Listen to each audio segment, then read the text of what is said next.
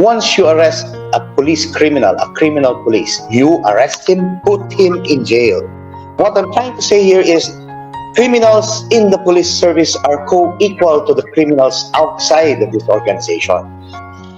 We would want to have a fair share of what you call justice. They tend to say that these criminals are innocent, but when you come to policemen, they say that we are already guilty. Tingnan niyo yung mga nahuhuli ko minsan ng mga NPA, where in fact they have a lot of cases already, murder, homicide, etc.